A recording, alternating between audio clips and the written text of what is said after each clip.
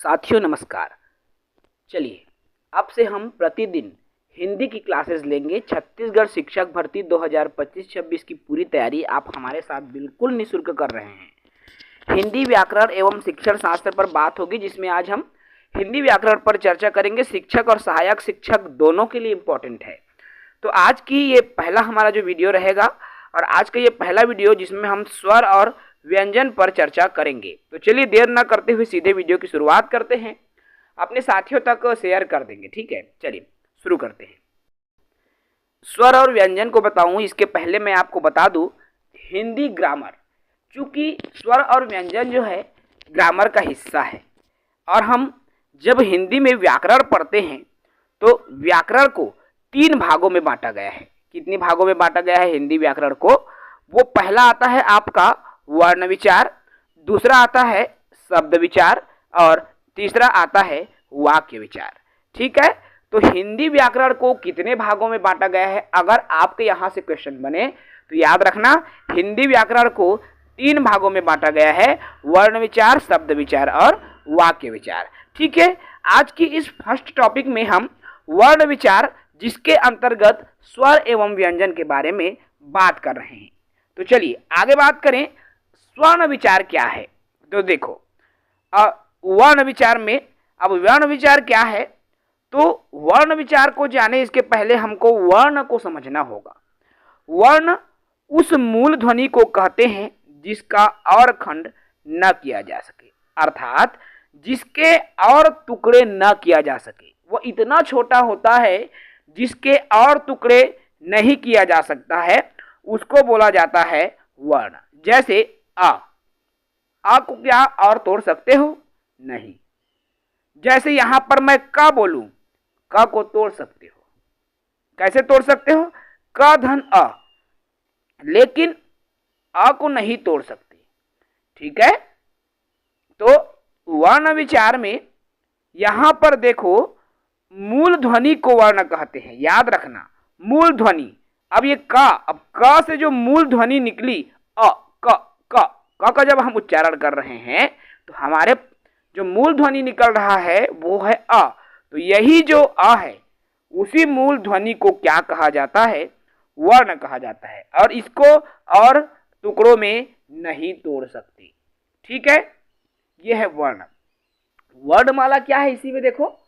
तो वर्णमाला मतलब क्या है? वर्णों के व्यवस्थित क्रम या ग्रुप ऑफ वर्ण। ठीक है, तो वर्णों के समूह को वर्णमाला कहते हैं। याद रखना मेरे दोस्तों, वर्णों के समूह को क्या कहा जाता है? वर्णमाला कहा जाता है। अब वर्णों के समूह, जैसे कई समूह जब आपस में होंगे तो वो बनेगा वर्णमाला। जिस तरह से एक मोती से माला नहीं बनता, जब बहुत सारे मोतियों को आपस में रखा जाता है तो वो क्या बनाता है? एक मोतियों की माला, जिसको मोती माला कहते हैं। फूलों की माला, जिसको फूल माला बोलते हैं। तो बहुत सारे जब फूल आपस में मिलते हैं तो फूल माला बनाता है। ठीक उसी तरह से बहुत सारे वर्ण जब आपस में मिलेंगे तो वो क्या बनाते हैं? आपका वर्णमाला बनाता है। क्लियर है? चलिए आगे बात करें। अब चूंकि वर्णमाला मानक हिंदी में, अगर हम बात करें कि मानक हिंदी में वर्णमाला की संख्या, तो मानक हिंदी में वर्णों की मैं बात कर रहा हूं। स्वर वर्ण, स्वर वर्ण 3 प्रकार के होंगे। याद रखना स्वर वर्ण 3 प्रकार के होंगे, ह्रस्व, दीर्घ और संयुक्त। ठीक है, ह्रस्व अ ई उ री, दीर्घ आ बड़ा ई उ और संयुक्त में आएगा ए ऐ ओ औ। ठीक है, इसी तरह से अयोगवाह जब पूछा जाए तो याद रखना अयोगवाह में 2 आता है, अंग और अह। अंग जिसको अनुस्वार बोलते हैं और अह एक विसर्ग है। ठीक है, व्यंजन की बात करूं, इसमें व्यंजन में आपके एक आता है स्पर्श व्यंजन, और इस स्पर्श व्यंजन में अलग अलग 5 वर्ग होते हैं। आपको यहाँ स्क्रीन पर दिख रहा है पांचों वर्ग जो है स्पर्श व्यंजन में। अब ये जो 5 वर्ग है देखो, इसको आपको कैसे याद रखना है? क, ता, मु, द, ओ, कतामु दओ। कैसे? देखो, कतामु दओ एक फार्मूला है या एक सूत्र कहें, ठीक है? तो इसी से आपको याद रखना है, ठीक है? क से क ख ग घ अंगा, त से देखो क से क ख ग घ अंगा, त से ताल, ये है क्या है? त से तालव्य। तो ये इस तरह से इसको याद रखना है। इसको और अच्छे से मैं डिटेल में बताऊंगा, अभी केवल एक सामान्य परिचय है। अब हम बात करें अंतस्थ व्यंजन। अंतस्थ व्यंजन में य, र, ल, व, ये चारों अंतस्थ व्यंजन। इंपॉर्टेंट, एकदम रट लेना, अंतस्थ में कौन कौन आता है, ठीक है? इसको याद रखना। स्पर्श में कौन कौन आता है? नेक्स्ट देखते हैं उष्ण। उष्ण अर्थात जिसको बोलने में हवा निकलती है, गर्म हवा। श, देखो स करो, अपने त्वचा को रखो हाथ का। श, श, श, ह, तो गर्म हवा निकल रही है अपने मुंह के अंदर से, तो इसलिए इसे उष्ण व्यंजन कहते हैं। स, स और ह। संयुक्त व्यंजन में इसमें 2 या 2 से अधिक आपस में जुड़े रहते हैं, 2 व्यंजन, ठीक है? और द्विगुण जो 2 गुण प्रदर्शित करते हैं वे द्विगुण व्यंजन है। अब हम बात करें स्वर और व्यंजन की, ठीक है? स्वर और व्यंजन की मैं बात करता हूं। अब इन दोनों को समझना है हमको, क्योंकि हमारा टॉपिक मुख्यतः इसी पर डिपेंड करेगा। चलिए, स्वर, इसको अंग्रेजी में वावेल कहा जाता है। स्वर की बात आती है तो स्वर वर्ण होता क्या है? ऐसे वर्ण जिनके उच्चारण में किसी दूसरे वर्ण की सहायता नहीं लेनी पड़ती, अर्थात जो वर्ण स्वतंत्र रूप से बोला जाता हो उसे स्वर वर्ण कहा जाता है। कैसे? देखो, जैसे हमने आ बोला, हमने क्या बोला? आ बोला। इस आ को बोलने के लिए किसी की सहायता लेने की जरूरत नहीं है। यहीं पर अगर मैं क बोलूंगा तो क बोलने के लिए हमको अ की सहायता लेनी पड़ रही है। बोल के देखो, क, क, भाई क बोल रहे हो तो अ की सहायता ले रहे हो ना। तो स्वरों को बोलने के लिए किसी दूसरे वर्ण की सहायता लेने की जरूरत नहीं पड़ती। उस स्वर को क्या कहा जाता है? उसे स्वर कहा जाता है, स्वर वर्ण कहा जाता है उस वर्ण को, ठीक है? तो जिस वर्ण को बोलने में किसी दूसरे वर्ण की सहायता लेने की जरूरत नहीं पड़ती उसको स्वर वर्ण कहा जाता है, ठीक है? अर्थात ये वर्ण जो है स्वतंत्र रूप से बोले जाते हैं। क्लियर है? अब जो स्वर वर्ण है उसकी मैं कहना चाहिए वर्गीकरण की मैं बात करूं तो कई भागों में अलग अलग इसको वर्गीकृत किया गया है। सबसे पहले आता है मात्रा या उच्चारण के आधार पर। मात्रा या उच्चारण के आधार पर 3 तरह से। देखो कैसे कैसे 3 तरह से, उसको समझो। सबसे पहले ह्रस्व, जिसका उच्चारण में कम समय लगता है, ठीक है? एक मात्रा का ही समय लगेगा, जैसे अ, इ, उ, रि, बहुत कम समय में ये उच्चारण हो जाता है, उसको ह्रस्व कहा जाता है। दीर्घ स्वर, जिसका उच्चारण ह्रस्व स्वर की तुलना में थोड़ा ज्यादा समय लेता है, ह्रस्व में एकदम कम, ओकल थोकन ज्यादा दीर्घ स्वर में, है ना भाई? तो जिस उच्चारण में ह्रस्व की तुलना में अधिक, मतलब 2 मात्रा का समय, जैसे आ, आ में थोड़ा ज्यादा लग रहा है। ई, उ, बड़ा उ है, बड़ा ई है, आम क्या है, इसलिए इसको दीर्घ स्वर कहेंगे। अब दीर्घ संयुक्त स्वर या इसी को प्लुत भी कहा जाता है। तो इसके उच्चारण में दीर्घ और ह्रस्व की तुलना में और ज्यादा समय लगता है, ठीक है? चलिए आगे बात करें। इसमें दीर्घ संयुक्त है तो दीर्घ संयुक्त में उन दोनों से ज्यादा लगेगा, है ना? चलिए अब हम बात करें दूसरे में, वह दूसरा वर्गीकरण जीभ के प्रयोग के आधार पर। इसके आधार पर, जीभ के प्रयोग के आधार पर, ठीक है? जीभ के प्रयोग के आधार पर ये जो स्वर है वो 3 प्रकार के होंगे। अग्र स्वर, जिसको जीभ के आगे के भाग से बोला जाता है, ई, ई, ए, ऐ, इसको अग्र स्वर बोलते हैं। इसी में पश्च स्वर अब अग्र के बाद मध्य स्वर में आए। देखो मध्य स्वर अ, ये मध्य भाग से बोलते हैं अ, और पश्च स्वर जिसको पश्च भाग से, पीछे के भाग से, आ, पीछे से भाग से निकल रहा है, आ, उ, ओ, आओ, तो ये पश्च स्वर। तो जीभ के प्रयोग के आधार पर 3 प्रकार के स्वर होंगे, याद रखना। ठीक है, यही क्वेश्चन आता है डायरेक्ट।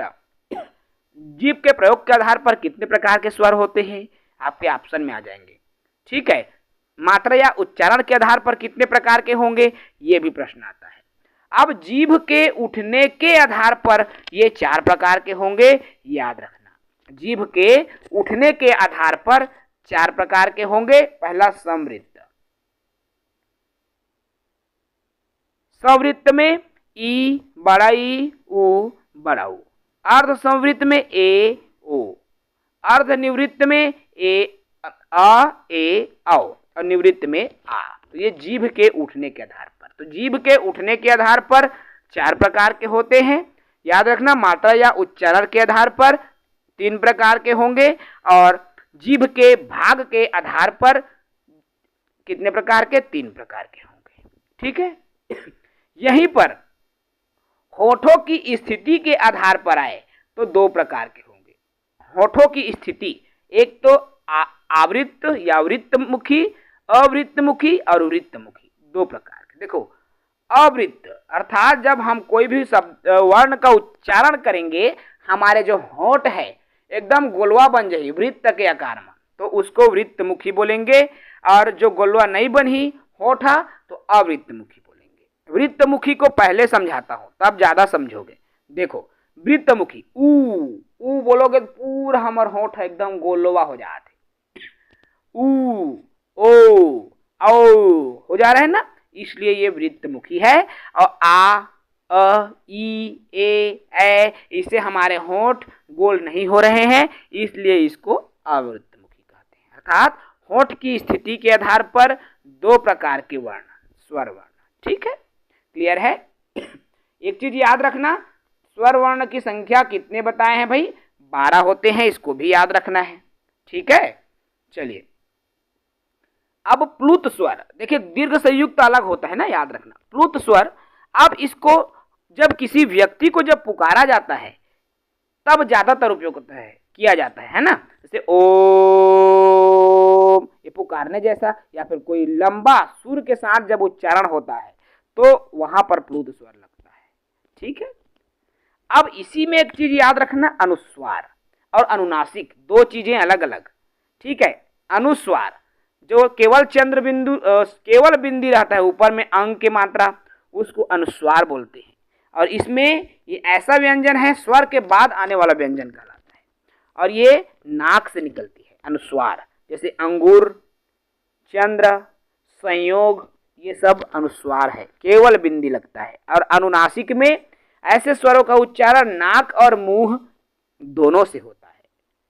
ठीक है, जैसे गांव, देख लिए चंद्र बिंदु लगा है, आंगन, चांद, ये सब क्या है आपका, अनुनासिक कहलाता है। ठीक है, ये दोनों चीजें याद रखना। ठीक है ना, चलो आगे बात करेंगे। विसर्ग की बात हमने, इसमें हमें उतना ज्यादा विसर्ग जरूरी नहीं है। अयोगवाह को याद रखो। अयोगवाह, अयोगवाह का अर्थ है योग न होने पर भी साथ रहने वाला, अर्थात दोनों के नहीं पटा थे तब भोले संग में, वही लगी थी अयोगवाह, है ना। अनुस्वार व विसर्ग न तो स्वर होते हैं और न ही व्यंजन होते हैं, किंतु ये स्वरों के सहारे चलते हैं, उसे ही अयोगवाह। न यह स्वर है न यह व्यंजन है, लेकिन स्वर के माध्यम से चलते हैं, उसको अयोगवाह कहा जाता है। क्लियर है भाई। चलिए अब बात करते हैं व्यंजन की।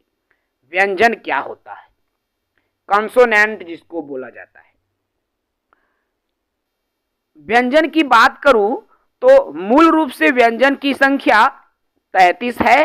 अगर इनको द्विगुण व्यंजनों को भी यदि जोड़ दें तो इनकी जो संख्या है 35 हो जाता है, याद रखना।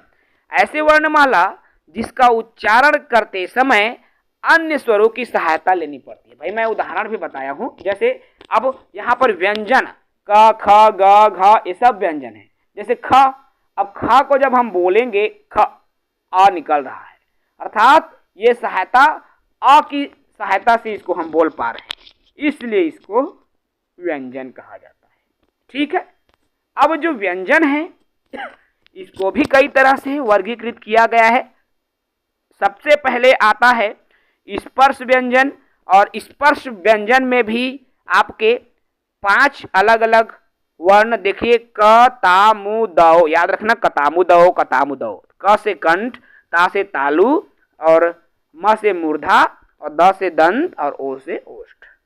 ठीक है, क से कंठ और क ख ग घ अंग, इसके लिए अनाराम याद रखोगे लाइन से ना तो आ जाएगा। 5-5 का आप सीरीज लेना है।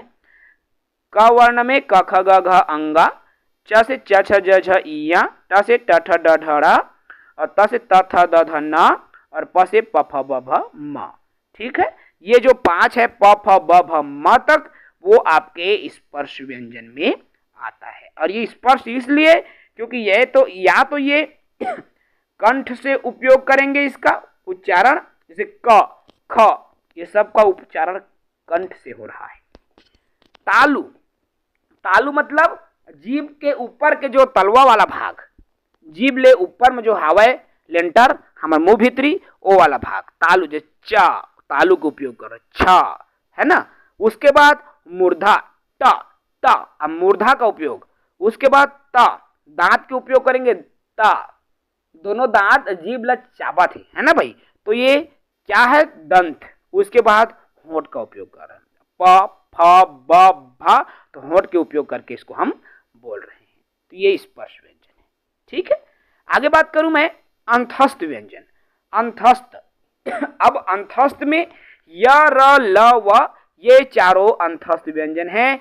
दिमाग में बैठा लो, ज्यादा डीप हम नहीं जाएंगे। ठीक है, क्योंकि एज इट इज पूछ देते हैं। उसके बाद उष्ण, अर्थात जिसके उच्चारण में गर्म हवा निकलती है या फिर घर्षण होता है, तो गर्म हवा निकलेगी तो वहां उष्ण व्यंजन है। स श श ह, तो ये उष्ण है। ठीक है, त्वचा मुंह के सामने अपने हाथ के त्वचा को रख के देखो, गर्म हवा निकलती है तो उष्ण है। संयुक्त, अब संयुक्त मतलब नाम से स्पष्ट है, संयुक्त मतलब इसमें कई सारे वर्ण आपस में जुड़े हुए होंगे। तो जिसमें 4 संयुक्त वर्ण जुड़े हुए हैं, इसके अंदर मतलब 4 वर्ण आते हैं ना, 2 से जुड़े हुए, जैसे छ, क और स से जुड़ा हुआ है क्ष, श, क और श से छ। ठीक है, त्र से त और र जुड़ा हुआ है तो बना है त्र। ज्ञ बना है ज और इया से मिलकर, स्र बना है स और र से मिलकर। तो ये चारों अक्षर त्र ज्ञ और स्र जो है संयुक्त व्यंजन में आता है। क्लियर है? चलिए आगे बात करें द्विगुण व्यंजन।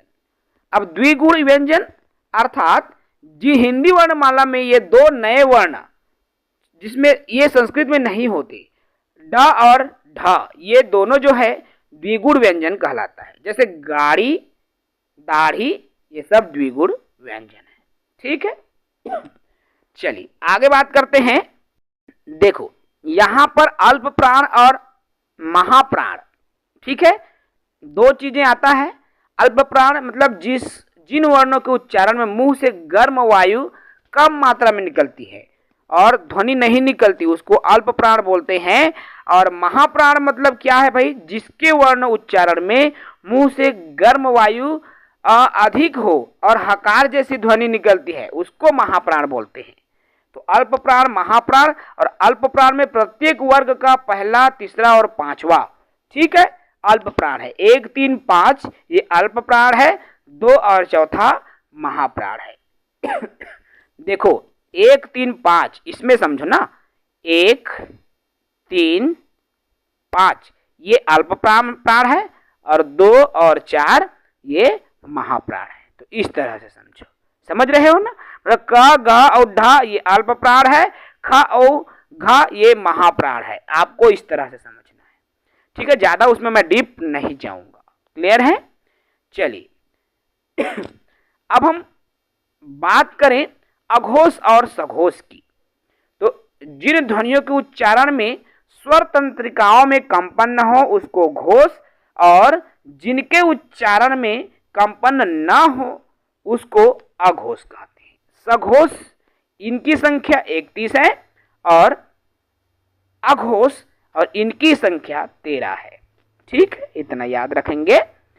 अब आगे मैं बात करूं वर्णों के उच्चारण पर, हमने बात कर लिया। ये वाला जो चित्र आपको दिख रहा है, इस चित्र से आपको जो स्पर्श व्यंजन है वो बहुत अच्छे से समझ में आएगा, कहाँ से कौन निकल रहा है। देखो, नासिका से कौन कौन से शब्द निकलता है, मूर्धा किसको बोलते हैं, तालु किसको बोलते हैं, ये सभी चीजें इससे आपको स्पष्ट हो जाएगा, क्लियर हो जाएगा। आप इसको समझने की कोशिश करना है। ठीक है, आपको अच्छे से समझ में आएगा। तो ये रहा साथियों आपके स्वर और व्यंजन। ये टॉपिक जो है छोटा सा टॉपिक है, ज़्यादा बड़ा नहीं है। ठीक है, आपको इसमें याद रखना स्वर की संख्या जो है 12 है। ठीक है, व्यंजनों की संख्या 33 है। अगर उसमें 2 को और मिला दिया जाए तो व्यंजनों की संख्या 35 हो जाती है, याद रखना। उसके अलावा स्वर और स्वर में अलग अलग वर्गीकरण, व्यंजन का भी मैंने वर्गीकरण बताया है। एक एक वर्गीकरण को भी आपको दिमाग में रखना है, क्योंकि आपके क्वेश्चन वहीं से बने हैं भाई। ठीक है, आपके क्वेश्चन वहीं से बने हैं, मैं इसलिए बोल रहा हूं, आपको याद रखना होगा। तो चलिए, इस वीडियो को हम यही समाप्त करेंगे। आज की सेशन में इतना ही। फिर कल सुबह एक नई वीडियो, एक नए टॉपिक पर बात करेंगे। जय हिंद।